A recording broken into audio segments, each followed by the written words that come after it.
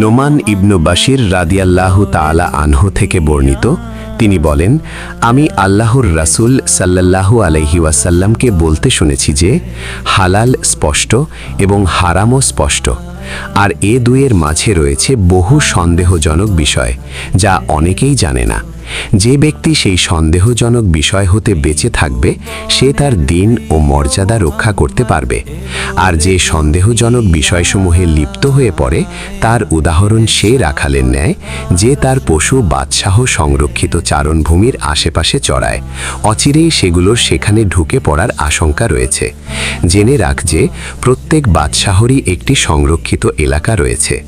আরও জেনে রাখ যে আল্লাহর জমিনে তার সংরক্ষিত এলাকা হলো তার নিষিদ্ধ কাজসমূহ।